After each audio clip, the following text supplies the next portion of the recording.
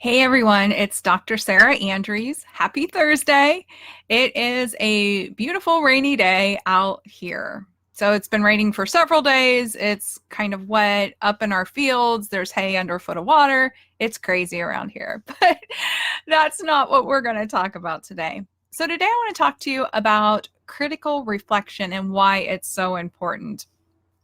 And I think the best example of this is to start with why you need to take the time to do reflection. A lot of times there's things that have been programmed into us, things that we're not even consciously aware that we're doing or why we're doing it. And by taking the time to be aware of it, it can help us filter through and understand, is that really what we believe? Is that really what we want to do? So this week I watched a coach, and he was talking about having bells. And he said, we have to be aware that we have bells. And those are the things that are unconscious to us.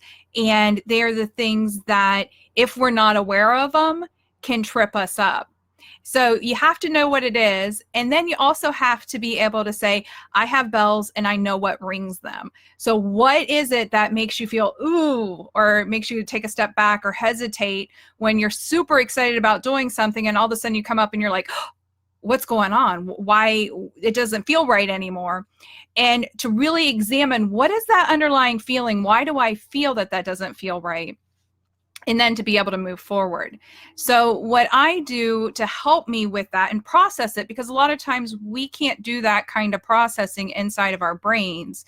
We actually have to do that processing either out loud with a conversation with another person, or I'll write it down. So when I'm like, I'm buttoned up against something and I can't figure out what it is, then I usually journal about it and I write it. And so I use a model that a gentleman named Burton developed, and it's a what, so what, now what. So basically what you do is, in the what section, you write down what happened. And you just, hey, this is what happened. This is how I interpreted that experience. And then the so what piece of it is where you question, like, why is this important? Why do I even care? What's going on with this? And then the third piece, the now what, is, now that I understand what was going on, what am I going to do with it? So a perfect example of this is the book that I'm currently working on, which my working title now is Be Her, but I think that title is going to change, but I'm not sure what it is yet. I'm still bubbling it. So I actually felt like writing this book for a really long time, and I just couldn't do it. And I had all the information in my head, and I understood what stories I wanted to share, and I couldn't write it. And usually when I feel this, and I actually talk about this in the book, is when you feel that possibility of, hey, I really need to do X, but at the same time you feel like, I am not going to do that. That is not what I'm going to do. So you have that conflict and you're like, okay, why do I feel like I should do this? And on the other side, why do I feel like I shouldn't do this? And why do I have that conflict? And usually when you have those two extremes, there is something going on in your unconscious, in your bell area, the thing that, hey, I have bells, but I don't know why they're ringing. And you have to dig deeper underneath of there to understand, why is this bugging me? Why do I feel like I should do it? And why am I stopping? Because if you're not able to discover that, you're going to be holding yourself back.